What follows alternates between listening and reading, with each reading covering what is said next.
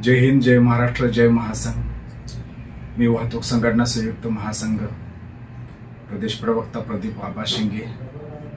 बदलापूरच्या घटनेचा मी वाहतूक संघटना संयुक्त महासंघातर्फे जाहीर निषेध करतोय आणि नागपूरमध्ये जी रिक्षा चालकांच्या सोबत जी घटना घडली त्या घटनेचा आज या ठिकाणी महासंघाच्या कार्यालयामध्ये त्या घटनेचा आम्ही निषेध जाहीर करतो। कारण रिक्षा चालक हा दिवस रात्र प्रवाशांच्या सेवेसाठी आहे आणि त्यांची दिवस रात्र सेवा करत असतो, त्यांच्या घरापर्यंत सोडायचा प्रयत्न करतोय, सोडत असतो। परंतु कालची जी नागपूरमधली घटना आहे त्या घटना खरोखरच निंदनीय आहे। त्या घटनेचा पुन्हा एकदा मी निषेध जाहीर करतो। मुलींच्या काही चुकांमुळे रिक्षा चालकांनी त्यांना समजावण्याचा प्रयत्न केला, परंतु त्याचा गैरसमज त्या मुलींनी करून आरडाओरडा करून प्रवाशांना तिथल्या लोकांना जमा करून रिक्षा चालकांना मारहाण झाली। ती मारहाण खरोखरच अतिशय चुकीची आहे, निंदनीय आहे। प्रवाशांना किंवा आजूबाजूच्या लोकांना विचारपूस न करता ती मारहाण झाली, त्या रिक्षा चालकाला खूप मारण्यात आलं। अशा घटना विचार न करता लोकांनीही करू नये अशी मी या आपल्या सर्वांपर्यंत पोहोचण्याचा प्रयत्न करतोय। जय हिंद, जय महाराष्ट्र, जय महासंघ।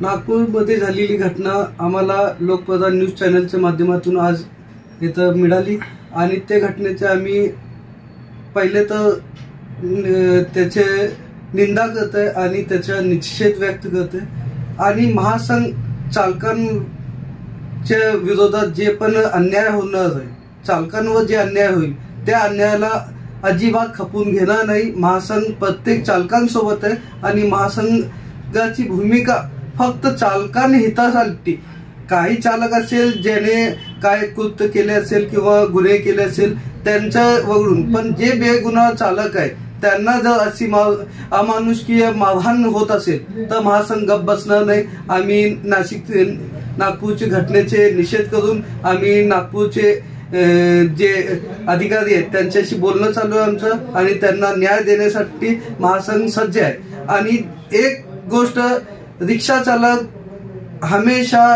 लोकांच्या मदतीसाठी धावून येणारा असं एकमेव शिपाई आहे देशांतर्गत। जे रिक्षा चालक आपल्याला पहिला डॉक्टरपेक्षा अगोदर नाव जे आपल्या घरात येतं जेव्हा आपण आजारी पडतो किंवा आपल्यावर काही संकट येतं तर पहिला नाव रिक्षा चालकाचं येतो आणि त्याच रिक्षा चालकाने आपली बदलापूरची घटनेच्या निषेधार्थ आपण बंद ठेवायचाही निर्णय घेतलेला होता।